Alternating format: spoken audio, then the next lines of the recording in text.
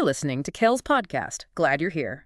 Today, we're embarking on a deep dive into the fascinating mind of a venture capitalist, engineer, founder, and, well, philosopher, Chamath Palihapitiya. Yeah, he wears a lot of hats. He really does. Our sources include a pretty extensive conversation from the Lex Fridman podcast, and our mission, really, is to extract some profound insights. We're looking at everything from personal struggle and resilience all the way to the future of tech, wealth, and even societal dynamics. It's a huge range. He has some pretty unique perspectives. Absolutely.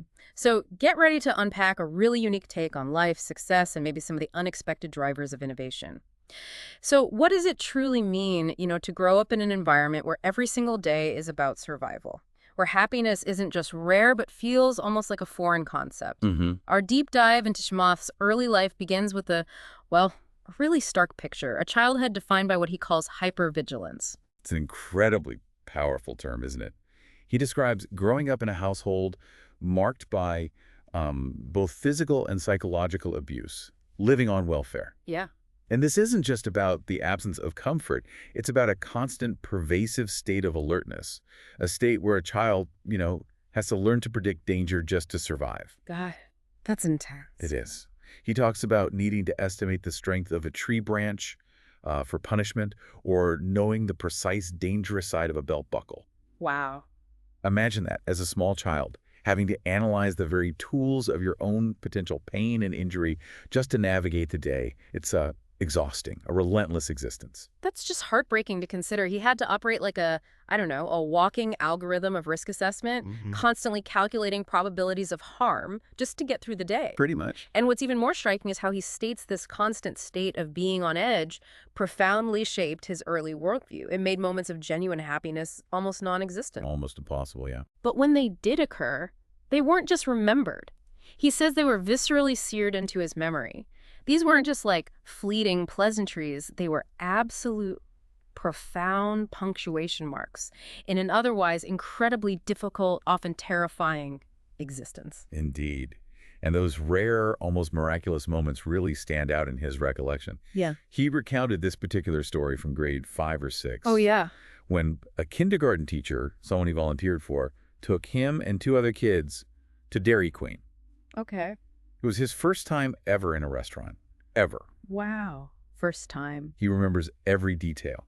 Tasting that simple hamburger, the fries, the coconut blizzard. For him, it wasn't just a meal. It was feeling special, truly seen and cared for something that most people just completely take for granted. Right. Something so simple. Exactly. That feeling of being chosen, of being worthy of such a basic pleasure became etched into his mind. It's mind-boggling, isn't it? A trip to a fast food joint, which for many is just, a mundane Tuesday. Yeah, totally normal.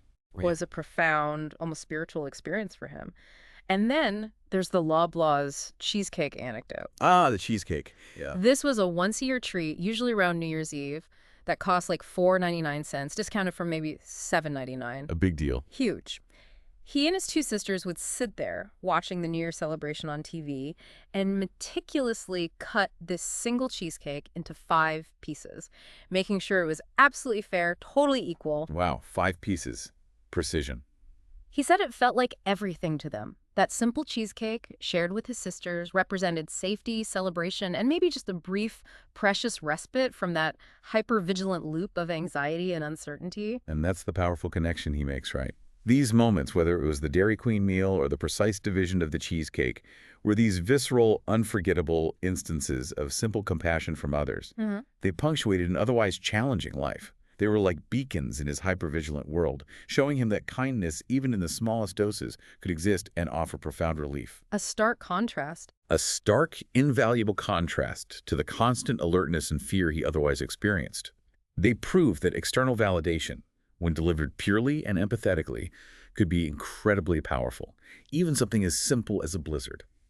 So this hypervigilance, this deeply ingrained feeling of being worthless from his childhood, how did Chamath actually begin to grapple with such deep psychological wounds as he got older? Because that's not something you just, shake off. Oh, absolutely not. Or compartmentalize indefinitely. The human mind eventually demands reckoning, doesn't it? It really does.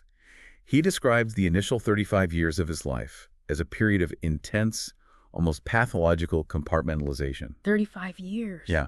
He simply avoided confronting those painful childhood memories, pushing them deep down. And this ingrained feeling of being worthless from his early experiences led him to constantly seek what he calls external validation. Right, the classic pattern. Exactly. Yeah. Pursuing elite colleges, good jobs, making a lot of money, even superficial displays of wealth like the car he drove or the clothes he wore, all of that stuff. All of this, he explains, was an attempt to fill what he describes as a really deep hole, a foundational lack of self-worth that no amount of outward success could truly address. It was just a relentless, unfulfilling chase. That makes so much sense. It's that familiar constant chase, thinking the next achievement or material possession will finally make you feel complete, but the void just stays there, often gets bigger, actually. It often does, yeah. So what was the specific turning point? What finally forced him to truly confront this deep-seated pain and shatter that compartmentalization? For him, it was a profound and devastating breaking point, the loss of his best friend and his father within a 6-month period. Wow. Both. Both within 6 months. This double tragedy was so immense that it shattered his compartmentalization. As he puts it, the dam broke loose. He couldn't avoid those memories anymore, and it forced him into a prolonged period of what he calls disharmony. That sounds incredibly painful. Extremely. But this emotional earthquake, painful as it was, led to a crucial and transformative process he calls steel manning, his parents' perspectives. Steel manning his parents. That's an extraordinary, almost counterintuitive act, especially considering the abuse he endured. How did he even manage to approach that emotionally? And what internal framework did he use to prevent that empathy from, becoming justification for their actions? It was indeed a long, complicated, and incredibly brave journey.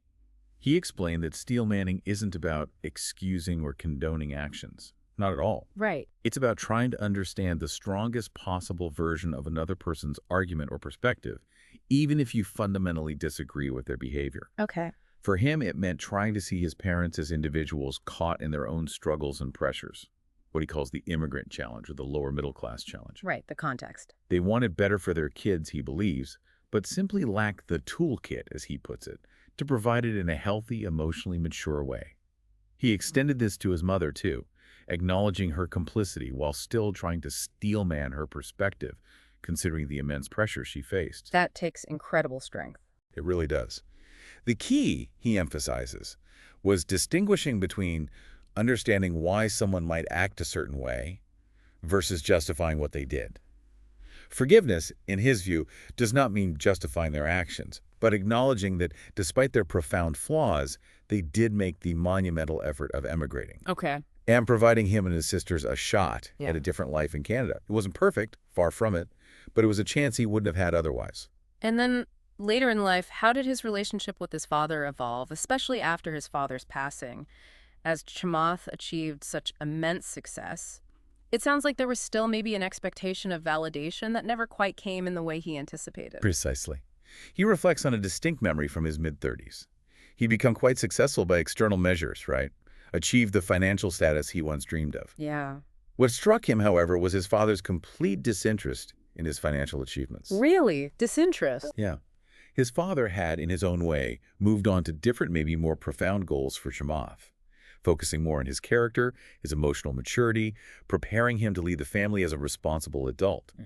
This initially bothered Chamath deeply because he expected some kind of gold star, some explicit acknowledgement for his material success, something he'd never received as a child. The validation he craved. Exactly. His father, a product of his own generation and upbringing, never explicitly told him he loved him. But then, a profound realization dawned. His father, in his own way, was trying to express a form of apology and affection through intimate, nonverbal gestures, like holding his hand, interlocking fingers. Wow. These small, etched-in memories, these silent acts of connection, helped him posthumously repair his relationship with his father and find a deeper understanding. He emphasizes that from this experience, he gained a profound realization. True success was about character, family leadership, and internal peace, not just financial gains or external recognition. That's a powerful journey. It really is. A journey of coming to terms with deep-seated pain and ultimately finding, or at least striving for, peace and self-acceptance. That's a truly intense and personal look into his past, navigating such profound personal struggles and achieving immense financial success. The natural question becomes, how has this journey shaped his view on money itself? Does it actually buy happiness, as so many people assume? Hmm. Especially for someone who started with literally nothing. He's very clear on this, and quite contrarian to common belief, actually. Mhm. Money doesn't directly buy happiness, full stop. Okay. Instead, he says, it buys a level of comfort for you to really amplify what happiness is. He uses a great analogy. Yeah. Imagining a table of 100 things where people assume happiness escalates linearly with the price of the item. So if you live in an apartment, you admire the person with the house, that person admires the one with the bigger house, and so on, up to owning a private island or flying a private jet. The classic escalating arms race. I think we've all been there, mentally mapping out how that one more thing or that next level of income will finally make us truly happy. Exactly. And Chamath says he's tried 100 and back, and then he's tried to 400 to it, and happiness simply isn't found in that perpetual, unfulfilling escalation. Right. He even referenced an Ivy League study, which suggested the maximal link between money and happiness is around $50 million. 50 million, that's specific. It is. At that point, he explains, you typically have all the creature comforts you could reasonably want. You can take care of your family and their future. And beyond that, the correlation between money and happiness just plateaus. It frees you to ponder what it is that you really want, to turn inward rather than outward for fulfillment. So it provides a crucial foundation and freedom, maybe removes certain stressors, but not the actual feeling itself. Are there negative aspects to having a lot of money? Does it change you for the worse, or does it merely reveal what was always there? He points out a significant negative aspect. Money amplifies a 360-degree view of your personality. Okay. Society often tells you that more money makes you a better person, which he calls a pervasive lie. But when given that kind of attention and power, it's incredibly easy to become a caricature of yourself, to lean into and exaggerate existing traits. Right. You lose perspective. You can. However, he also argues the inverse, perhaps more compellingly. Money often reveals your innate personality. He's observed that in Silicon Valley, when people acquire a lot of money, they tend to become exactly who they were meant to be, whether they're inherently kind, curious, a jerk, or cheap. Interesting. So it just takes the filters off. Exactly. It strips away the masks of aspiration or necessity, showing their true nature. He describes witnessing individuals who, once wealthy, suddenly reveal petty jealousies or extreme parsimony that were previously masked by their pursuit of wealth. That's a truly fascinating observation. It's not that money creates a certain type of person, but it removes the external constraints and social pressures, allowing your true self, for better or worse, to emerge more fully. Speaking of his personality, he has this intriguing nickname, the Dictator. How did that come about? And what does it reveal about his approach to systems, maybe? It actually came from a high-stakes poker game he was a part of. Apparently, in his home game, with a lot of big egos, chaotic play, general disarray. Sounds like fun. Or not. Right. He found himself needing to establish hygiene and rules just to maintain the integrity and fairness of the game. People started telling him to stop dictating. And the name, perhaps playfully at first, just stuck. Okay. But he sees poker not just as a game, but as a microcosm for life's larger systems, whether it's running a company, managing a team, or investing. The dynamics of risk, strategy, human behavior, predictable outcomes, it's all there. That's a perfect metaphor for understanding complex systems. How does he then define success in the context of poker? And how does he apply that same principle to broader life and business challenges? In poker, success is fundamentally defined by positive expected value, or EV.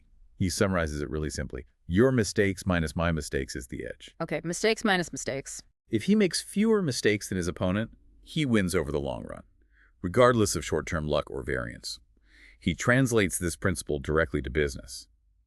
A company's success is ultimately its team's productivity and efficiency in executing.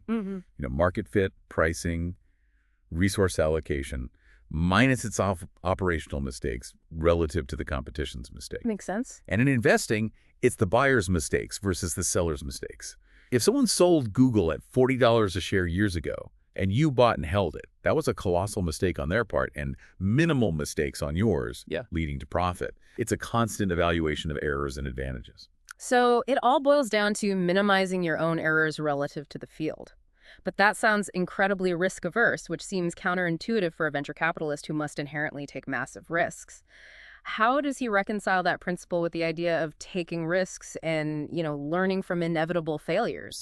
This is where it gets really interesting. It kind of flips conventional wisdom on its head. Society, he argues, conditions us not to make mistakes because we will judge you and we will look down on you. It instills this deep fear of failure. Definitely. But Chamath argues that the cycle time of mistakes gets you to success. He believes that your error rate will fundamentally diminish the more mistakes you make, provided, and this is key, you actively learn from them. The learning part is critical. Absolutely. This process involves observing the mistake, understanding its psychological or cognitive roots, and then implementing a fix. He brilliantly reframes the very concept of mistake as societal proxy for learning. For him, life is a sequence of mistakes. Life is a sequence of mistakes. Wow. The problem is, when we use the word mistake, it encourages risk aversion, right? It leads to paralysis. He suggests that if you flip the mindset to maximizing successes, it implicitly encourages the risk-taking and experimentation necessary to learn, because every mistake is just a data point on the path to that maximized success. That's a profound reframe. Instead of fearing failure, you embrace it as part of the learning process, almost as a necessary input for growth. It also brings into question how society rewards certain paths, doesn't it? Our educational systems, for example. Absolutely. He critiques societal reward systems, like the intense pressure to get into elite schools. Society rewards these traditional choices and success within narrow, predetermined boundaries, but it doesn't provide a counterfactual. Right, you can't run the A/B test. Exactly. You don't have two versions of a person, one who went to MIT and one who pursued a completely different, unconventional path, to truly compare their long-term trajectories. This reinforces the idea of a fixed truth, that if you don't get into a top school, your life is somehow over, or you've made a huge, irreparable mistake. This kind of system creates a deep-seated risk aversion from a very young age, stifling the very experimentation Chamath champions. Which, ironically, pushes people away from the very risk-taking and error-embracing mindset that Chamath advocates as essential for innovation and personal growth. So, his own unusual path, growing up without that conventional middle-class exposure or predefined right way, probably played a significant role here, wouldn't you say? Definitely. Yeah. He shares how, by having no friends in high school, due to a profound sense of shame and social alienation, Yeah, that sounds tough. he paradoxically gained an incredible freedom. Yeah. He didn't have a peer group defining his expectations, limiting his aspirations to something like, going to community college or getting a simple job, which might have been the default for his immediate environment. This lack of social anchoring allowed him to escape to define his expectations and aspire beyond the middle-class life he didn't see. He would immerse himself in reading Forbes and Fortune magazines, looking at successful entrepreneurs like Terry Matthews and Michael Copeland from the burgeoning Ottawa tech boom of the 90s. Okay. Finding external models. Exactly. And think, I'm going to be like them. These archetypes became his lifeline, allowing him to direct his ambition and keep his mind relatively whole without being constrained by the normal functional home he didn't have access to. It was a unique, almost accidental path to cultivating an unshakable ambition and an unconventional perspective on success. Fascinating how a difficult background can sometimes create an unexpected advantage, forging a different kind of resilience. His personal journey and philosophical views clearly shaped his approach to life and business. But how did these principles play out in one of the most defining periods of modern technology, his time at Facebook? What were some of the core innovations and philosophies he experienced there? His time at Facebook, as he put it, was an incredible moment in time. They weren't just building a company, they were literally defining the standards of Web 2.0. Really setting the stage. Totally. He mentioned having patents with Mark Zuckerberg for random things like cookies and cross-site JavaScript technologies that seems so ubiquitous and obvious now, Yeah, table stakes now. but had to be invented, patented, and standardized from scratch. Yeah. He even claims to have coined the term data scientist. Get out. Really? Yeah, because a particle physics PhD from Google, who they were trying to hire, refused the title data analyst. Chamath's team simply said, "Great, you're a scientist here," and boom. That launched an entire discipline that is now central to almost every major tech company. That's amazing. It illustrates how foundational, yet often spontaneous, these shifts can be. That's a fun piece of trivia that really shows how organic some of these massive shifts can be. And then, of course, Facebook became synonymous with machine learning long before AI was the buzzword it is today, often with surprisingly simple yet effective applications, right? Indeed, he pointed to People You May Know, or PIMK, as Facebook's first real-scaled version of machine learning. PMK, right, I remember that. The underlying idea was incredibly simple. Log in, Facebook accesses your email contacts, compares them, suggests people you might know who aren't already in your address book. This feature, seemingly basic, created immense density and entropy in the social graph with really simple basic math, illustrating the power of network effects and machine learning in action. Yeah, it connected everyone so fast. It wasn't just about finding more connections, but ensuring a rich, diverse, and unpredictable web of interactions that kept people engaged. Similarly, he notes that things like the newsfeed and photo tagging were named exactly what they were, literal descriptions. No fancy marketing, James? Yep.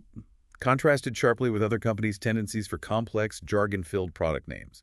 This pragmatic naming convention reflected a deeply experimental, rather than meticulously planned, approach to product development.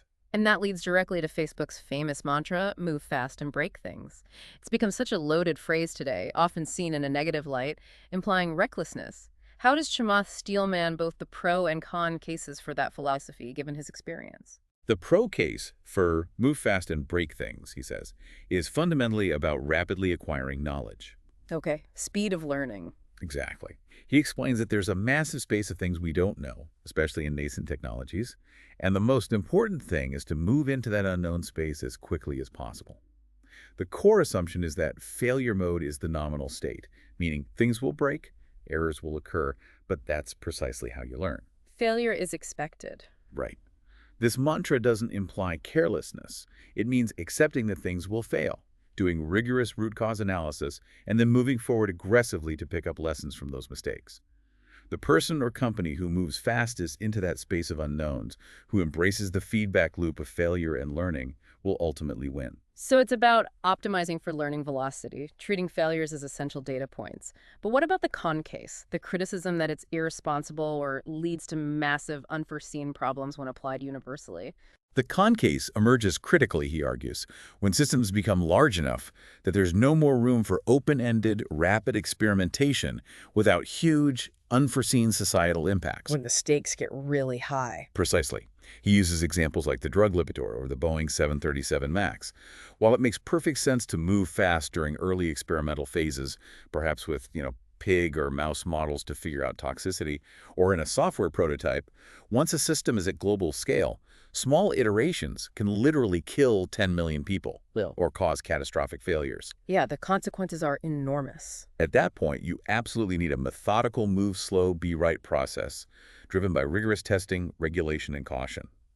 He expresses a profound sadness that social media companies like Twitter and Facebook achieve scale very quickly before really exploring the big area of things to learn about their societal implications. They scaled faster than they learned, in a way. Kind of. They picked the low-hanging fruit for rapid success, and now even minor changes have massive, difficult-to-measure, and often negative externalities.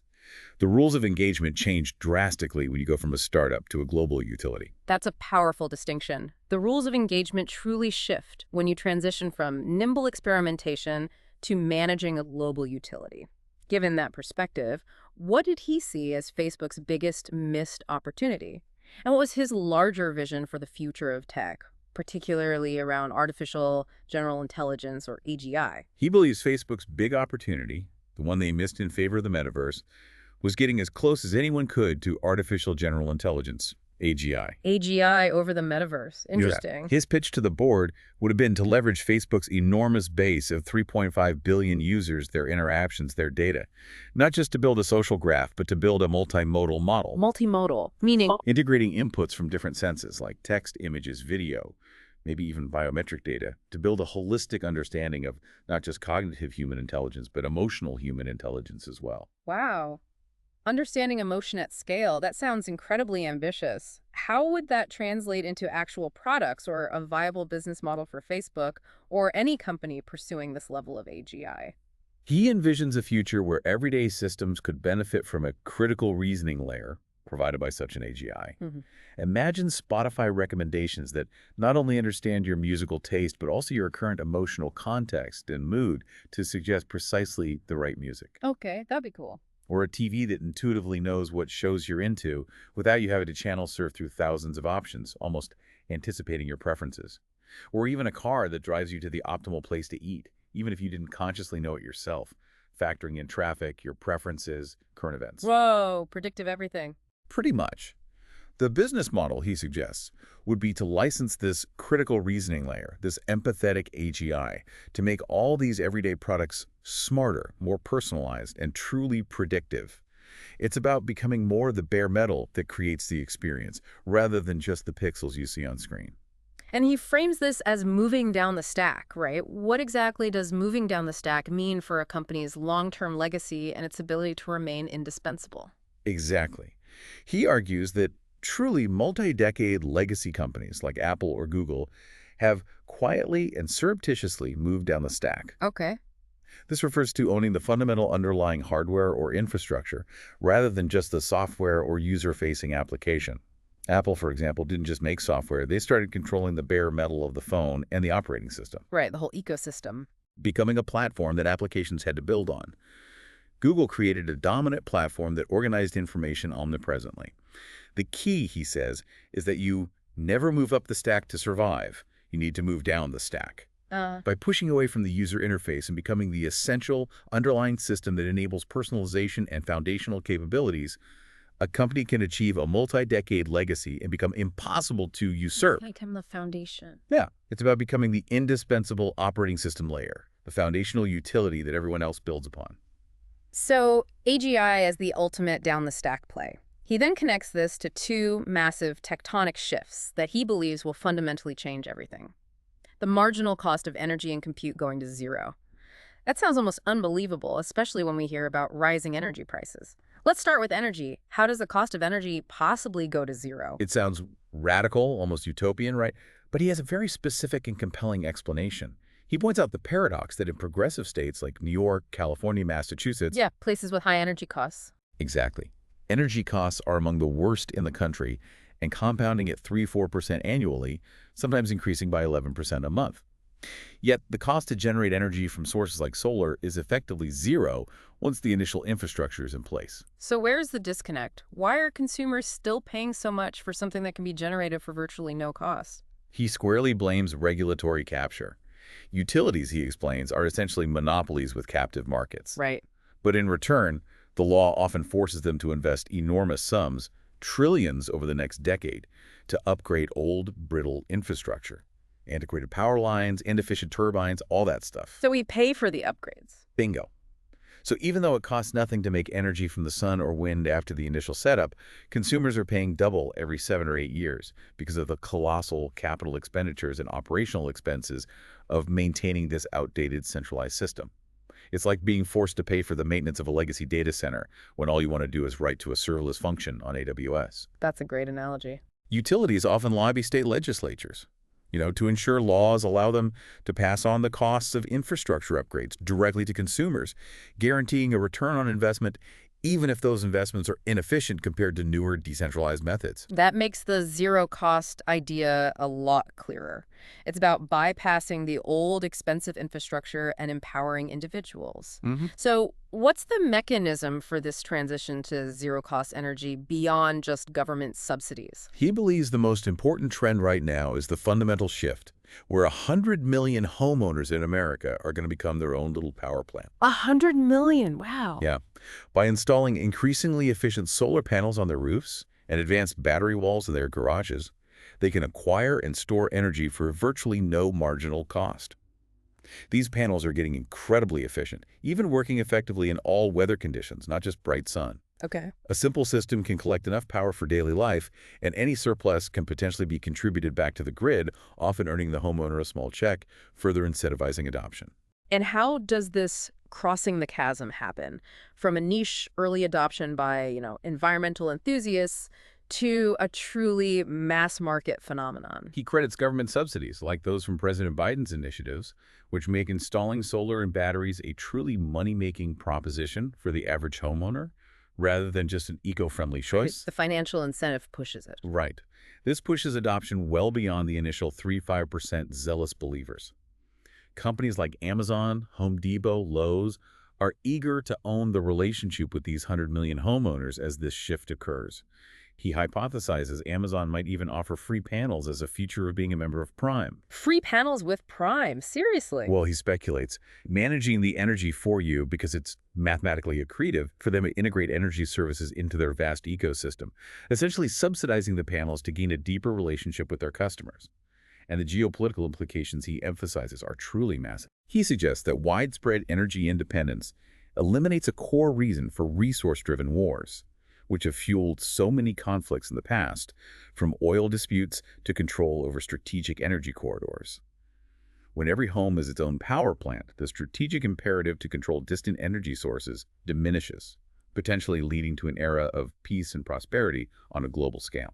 Energy independence leading to peace. That's a huge leap, but a compelling vision. It's a vision that fundamentally rewrites the rules of international relations. That's a truly transformative vision for energy, so that's energy. If energy independence fundamentally rewrites the rules of geopolitics, Chamath argues that the second tectonic shift, the marginal cost of compute going to zero, will be equally, if not more, transformative. How does that vision unfold, especially when we hear about companies like OpenAI needing billions for their models? Right, it seems counterintuitive now. He acknowledges that current compute investments, like OpenAI's billion-dollar expenditure, face significant challenges. That $1 billion doesn't go as far today because they have to piece together custom-built GPU clusters, build complex scaffolding software, secure massive data center support. It's hard. Very capital intensive. Extremely. True. However, he predicts a radical shift. In just 4 years, with energy costs potentially near zero, and exponential advances in ASICs, application-specific integrated circuits, and GPUs driving down hardware costs. $1 billion will buy an amount of teraflops, the measure of computing speed that is probably the total number of teraflops available in the entire world today. The entire world. That's his claim. That's how gargantuan this move is, when these two fundamental variables, energy and compute, effectively go to zero marginal cost. Talk about breakthroughs in transistor density, a continuation of Moore's law, specialized AI chips, purpose-built for deep learning, vastly improved energy efficiency. The whole package. And what does that mean for cloud computing, for how companies build products, and even for individuals? If compute is effectively free and ubiquitous, what new possibilities open up? He argues that in the 2020s and 2030s, everyone should and probably will move to public clouds like AWS, Google Cloud Platform, and Azure. Why the big push to public clouds? The primary reason is engineering velocity. These massive cloud providers, with their collective billions in market cap, are rapidly iterating, making mistakes, and fixing them at an unparalleled pace. This provides best-in-class industry infrastructure that no single company can replicate on its own. Leverage their scale. Exactly. While some companies, like Tesla, might choose to control the bare metal for optimal product experiences in their very specific domain, like self-driving cars needing custom chip design. Generally, leveraging external, highly optimized infrastructure allows companies to be incredibly nimble. It removes the enormous pressure and capital expenditure of building and maintaining your own data centers. Frees them up to innovate? Right. Frees organizations to focus on their core application layer and innovation, rather than infrastructure management. For individuals, this means AI and advanced computing capabilities that once required supercomputers will become accessible on everyday devices, powering personalized experiences unimaginable today. So it's about a global division of labor, where the core infrastructure becomes an almost free utility, allowing for unprecedented innovation at the application layer. Now let's talk about social media, the very platforms where many of these shifts are playing out. If Chamath were building a social media company today, how would he approach it? And what's the core problem he'd try to solve, given his views on human psychology? He emphatically states he wouldn't actually build a social media company at all today. Not at all. Why not? His reasoning goes back to patterns of value accrual in tech. The first decade of the internet, platforms like Apple and Google captured trillions of dollars in value. Then, the apps, Facebook, TikTok, Twitter, atomized those platforms and also captured trillions. He believes the next most obvious atomic unit for value creation are content creators. Yeah. People like Lex Fridman or Mr. Beast. So creators are the new apps, essentially, delivering value directly to their audience. That's a significant shift. Precisely. He argues that creators are atomizing what the apps have done, providing their own curated news feeds, communities, unique content. Value is accruing to you, the creator, directly from your audience. The future, in his view, lies not in building another social network, but in enabling these content creators. Enabling them how? The company would become a bare metal service provider, or maybe a tax. that provides intelligence, like a smart human being, to help creators improve their service to fans. Imagine paying a small percentage of your revenue for a service that uses AI to help you produce better information, curate comments more effectively, or understand your audience's sentiment in real time. That's where he sees the future of social interaction and value creation. That's a completely different model, decentralizing the power. But regardless of who builds them or how they're structured, social networks face a massive, pervasive problem with toxicity. He says it's not a technical problem, but a psychological one. Can you unpack that, considering his own experiences with internal disharmony? He states unequivocally that the primary issue in social media isn't a technical one, like an algorithm malfunction.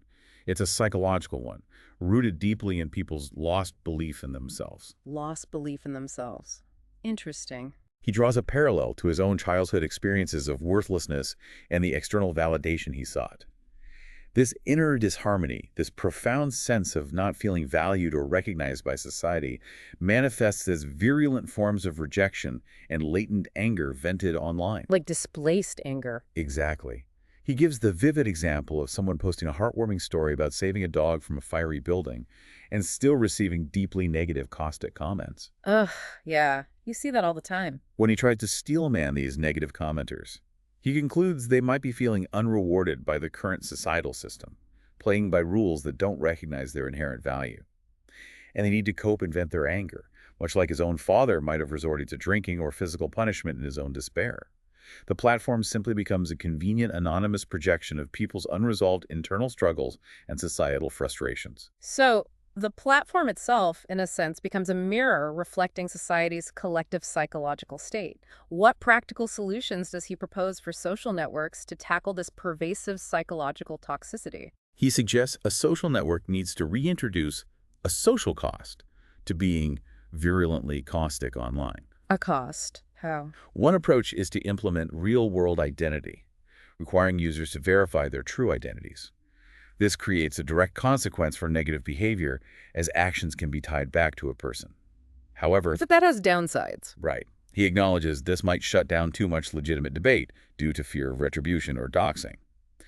A second, more provocative option he suggests is an economic framework, where there's a more pertinent economic value assigned to spouting off. Pay to rant. Essentially, yeah. The more you want to spend, the more you can say, allowing for more free speech maybe, while mitigating costless toxicity by making it economically prohibitive for casual, malicious venting. Those are certainly interesting, albeit controversial, approaches that attempt to reintroduce friction.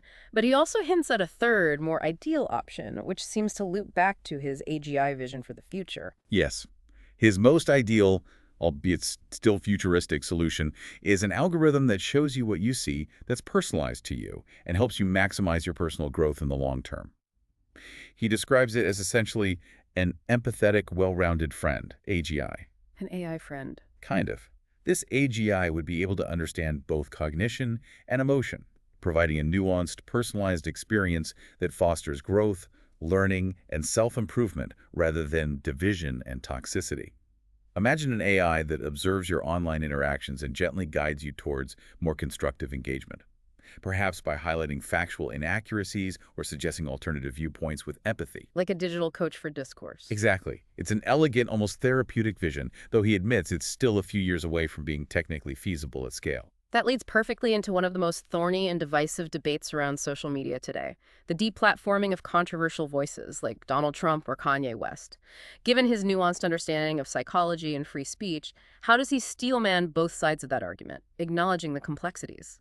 When it comes to deplatforming, say, a figure like Donald Trump, Chamath steelmans the pro-removal case by arguing that such figures are virulent, promote confrontation, incite fervent believers to potentially dangerous actions, and consistently lack decorum. The argument for harm reduction. Exactly.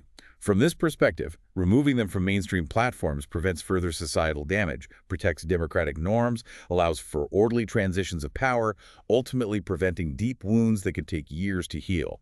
This view prioritizes societal well-being and stability over absolute freedom of speech on private platforms. And then how does he steelman the anti-removal side, the side that often champions free speech and warns against censorship? The anti-removal case argues that silencing a duly elected voice or any prominent public figure implies a rigged game undermining principles of free speech and constitutional rights. The censorship argument. Right. It suggests that people should be allowed to see past rhetoric to substance, and that limiting platforms creates a false sense that these systems are corrupt, which can lead to deep resentment, a feeling of being unheard, and potentially even, class warfare. He critiques Twitter's internal logic during these decisions, suggesting they confuse the engagement of active commenters with overall system happiness. Mistaking noise for signal. Kind of, leading to a huge blunder that exposed deep biases against opinions counter to their own orthodox view, ultimately alienating a significant portion of their user base. So in general, despite the discomfort, he leans towards keeping these voices on platforms, even if they're deeply problematic for many. Yes, he generally advocates for keeping controversial voices on platforms, even figures like Kanye West, especially amidst their struggling and disharmonious moments. Even Kanye. He connects Kanye's erratic outbursts to his own past experiences of feeling meaningfully less than, and coping by seeking external attention, sometimes through crappy consequences that generate negative attention rather than positive validation. Seeing a reflection of his own past struggles. Perhaps. He emphasizes that while the content and behavior aren't excusable, there's an importance to empathy and accountability in personal relationships, contrasting it with blind support.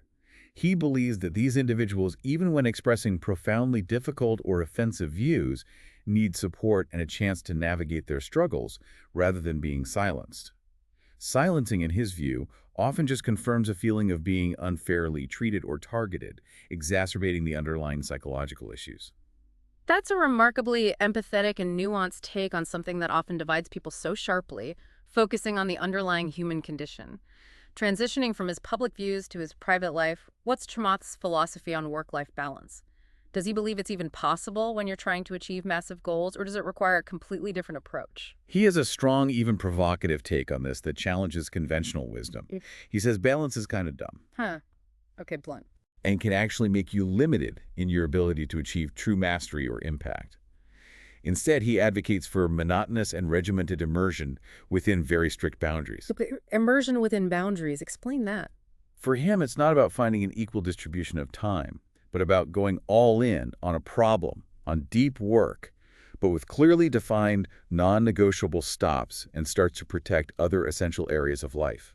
It's an intense focus, but within a carefully designed structure. So it's not about equal time, but about focused intensity and disciplined compartmentalization. Can you give us a glimpse into his actual daily or weekly routine that embodies this philosophy? He's incredibly disciplined, almost ritualistic. He wakes up at 6:45 a.m. with his kids. They have breakfast together. Then he has his meticulous latte ritual. A latte ritual. Measuring beans, water, pull, time precisely, 20 grams beans, 30 grams water, 30-second pull. A small, calming act of control to start his day. He works out rigorously from 8-9 a.m., alternating push and pull days. Crucially, every Monday, he starts his week with a 9-10 a.m. therapy session. Every Monday. Focusing specifically on his past, actively working to loosen those knots of self-worth and address his inner demons. Understanding that emotional well-being is foundational to sustained performance. A therapy session every Monday morning to start the week, that's a serious commitment to self-awareness and mental health. And how does the rest of his work week typically flow, balancing that intensity with his boundaries? He's in the office, focused on work, until about 12:30 p.m. Then he makes it a point to go home for a proper, undistracted lunch with his partner and youngest daughter. Protects that family time. Absolutely. Making sure to check in with his partner, ground himself in family life. No more caffeine after lunch. A deliberate choice to ensure restful sleep and avoid the chasing highs mentality. He's back in the office until 6 or 7 p.m., working intensely. He follows this routine Monday, Tuesday, Thursday, and Friday. The real gem in his week, however, is Wednesday. What happens on Wednesday? Is that his secret weapon for deep work? Absolutely. Wednesday is his designated no meetings day. No meetings. Nice. Strictly for reading, which means consuming blogs, YouTube videos, being in silence, thinking, taking extensive notes. It's a dedicated, uninterrupted space for deep learning, undisturbed by calls or appointments. This protected block of time allows him to process complex ideas, connect disparate concepts, engage in the kind of strategic thinking that is often impossible amidst a barrage of meetings. That sounds incredibly valuable. He also stresses the importance of checking out properly on Fridays, which involves a specific ritual of talking to a couples therapist with his partner to transition smoothly into family mode for the weekend. Weekends are sacrosanct for family, with specific, non-negotiable boundaries for vacations. Yeah. No calls, no emails unless it's a true emergency. He also mentioned valuing a specific, almost rare type of contribution in meetings. What kind of person does he truly value in a collaborative setting? Yes, he places immense value on the person that says nothing for 2 years, and the first thing that they say is not obvious. The quiet observer. Exactly. He believes this person, who has been quietly observing and processing, is immensely more valuable than someone who talks all the time, just filling airtime. This reflects his belief in deep thinking over performative participation. He keeps meetings incredibly concise, often 10, 15 minutes, rarely extending to 30. Short meetings, love it. Precisely to respect collective time and encourage colleagues to go back to your kids and have dinner, rather than endlessly debating. It's about being impactful and concise, valuing substance over mere presence. That's a powerful way to foster efficiency and cultivate a culture of thoughtful contribution. Moving to his insights from investing and leadership, what has he learned about building successful teams and avoiding common pitfalls, especially around hiring and organizational health? He's hesitant to give direct, universal advice, due to the situational context of every business. So it's always contextual. But he offers profound observations on starting and scaling a business, framing them as learning experiences gleaned from countless failures and successes. He boils down hiring mistakes into 3 critical kinds of decisions that he believes ultimately determine a company's success or failure, essentially acting as organizational poison. Organizational poison. Okay, what are these 3 types of hiring mistakes, and how do they impact an organization? First, you might hire someone who is really, really, really average in performance, but they are a really good person, meaning kind, reliable, a strong cultural fit. The solid citizen. Right, he likens them to cartilage in a body. You can replace them, but you wouldn't want to if you didn't have to because they provide essential structural support. He views them as important and useful as long as they don't make up more than, say, 50–60% of the company, and they stay within 1 to 2 degrees of a superstar in terms of shared values and aspiration for excellence. Okay, so the kind, steady team player, foundational to any organization. What's the second type of hiring mistake, which sounds more insidious? The second mistake is hiring someone who is not candid with who they are.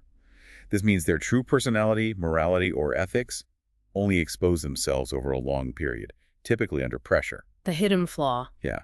This person can be very tricky to identify upfront, making it a difficult mistake to correct once discovered. Their hidden character flaws can fester and spread quietly through the organization, creating mistrust and undermining culture from within. Very dangerous. And the third type, the highly performant but potentially toxic individual, the one that often presents the toughest dilemma for leaders. Yes, the third is hiring someone who is not that good morally, but highly performant. Many organizations, he notes, err on the side of keeping such individuals because of their impressive output, believing their talent outweighs their toxic impact. The brilliant jerk. The brilliant jerk, exactly. However, Chamath believes that truly successful companies have figured out how to manage these edge cases well. He stresses that poison from toxic individuals, those from groups 2 and 3, will ultimately kill a living organism, meaning the company will fail. He suggests the answer is almost always to fire those 2 groups of people swiftly and decisively to protect the organization's health, even if it means short-term performance dips. So even a superstar who's a bad cultural or moral fit is a long-term liability. It all comes back to defining success beyond just output, right? It's about systemic health. Exactly. He acknowledges that superstars are lucky to have, almost a gift. The true challenge for leaders isn't just finding them, but integrating these high performers with the good people, Group 1, who make up the majority of the organization. The goal is ensuring those good people are not too far removed from the LeBron James figures in terms of shared values and ambition.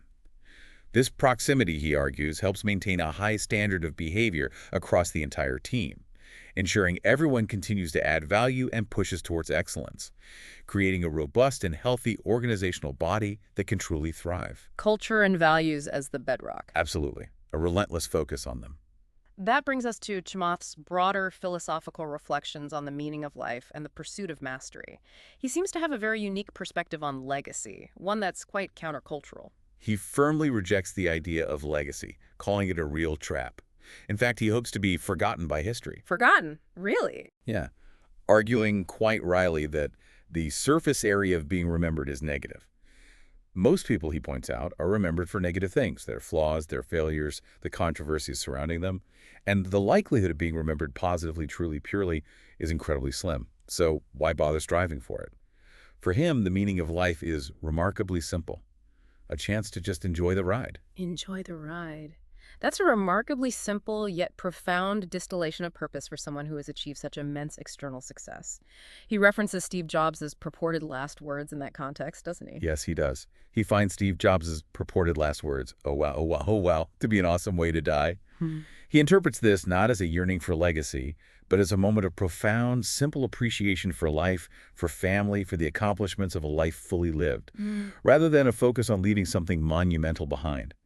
He believes we shouldn't take life too seriously, always striving for some grand external validation, but rather just embrace and enjoy the journey itself. That's a beautiful sentiment, especially coming from someone who pushed so hard for so long. And what's his core advice for young people today, especially those who might be struggling with feelings of self-worth, perhaps because of challenging backgrounds like his own? His core advice, especially for those feeling less than, a feeling he intimately knows, is incredibly direct and powerful. We are all equal. We are all equal, simple but huge. He urges them to recognize that the demon inside, the internal voice that says they are less than, is a profound lie. To combat this ingrained self-doubt, he advises finding people, whether far away, like the archetypes he found in magazines that gave him aspiration, or close friends and family who will remind you of this fundamental truth in key moments. Find your reminders. Exactly. This external reinforcement, he explains, helps to preserve optionality by regulating reactions to internal demons, preventing you from giving in to self-doubt, fear, or limiting beliefs. And how does that connect to career and finding a true passion that is genuinely fulfilling? He encourages young people to find work that validates you internally and to develop mastery for personal joy, not external validation. Mastery for joy. Yeah, it's about doing something because it feels intrinsically good, because you genuinely enjoy the process of getting good at it, regardless of what anyone else thinks or whether it brings you fame or fortune. True self-acceptance, for him, means not thinking you're lesser than or better than anyone else, but striving to feel like everybody else feels on the presumption that everybody had like a normal life, a baseline of normalcy and acceptance that was denied to him in childhood. So, a pursuit of average, in a way, for his own internal peace. Recognizing that average is what most people experience as normal. And what about his broader view on life itself, beyond the personal? Does he still see the beauty in it, despite its harsh realities? He concludes with a sense of immense gratitude, stating, "This life is pretty beautiful if you allow yourself to see it." He even reflects on the paradox of scarcity, noting quite wittily that ice cream wouldn't be so damn delicious without its finiteness, without the knowledge that it's a treat, not an endless supply. It's the ephemeral nature of joy, the finite quality of our experiences that makes them so potent and valuable. It's clear that while he's immensely successful and incredibly influential, he remains grounded, even cautious about power. He still carries the nickname, the Dictator. But he seems incredibly uncomfortable with the idea of absolute power, doesn't he? He absolutely does. He explicitly states he would never trust himself with absolute power, acknowledging that he's still riddled with bias and doesn't deserve that position due to his own human imperfections. He wouldn't want that immense weight or moral responsibility on his shoulders. He knows his own limits. He shared a powerful anecdote from a high-stakes poker game where he was involved in a $1 million pot and, as a temporary arbiter, had to make a ruling that was ultimately in his own favor. He was beside himself and found it gross and disgusting because he prefers to win through pure challenge and skill, not by exercising authority over a situation he's directly involved in. It was a visceral reaction to unchecked power, even in a game. So he has this deep, almost instinctive aversion to unchecked power and the inherent biases that come with it. Exactly. This highlights a fundamental paradox he observes in society, the weird system, where those who seek power often shouldn't have it, and those who should don't want it. That's a classic conundrum. It's a deep reflection on the human condition, the motivations that drive people to positions of influence, and the inherent dangers of power without profound self-awareness and humility. He's hyper-aware of his own fallibility, which makes his discomfort with absolute power all the more compelling and, dare I say, trustworthy. And as we wrap up this deep dive into Chamath Palihapitiya's mind, perhaps the most thought-provoking takeaway is this. If life is indeed a sequence of mistakes and true success lies in the cycle time of learning from them, how many mistakes are you willing to make in your own pursuit of purpose and self-acceptance? It raises an important question, right? Are we optimizing our lives for perceived perfection and external validation, or for continuous messy growth, even if it means embracing the inevitability of failure and the discomfort of unlearning? Something for all of us to think about. Thanks for tuning in. See you next time.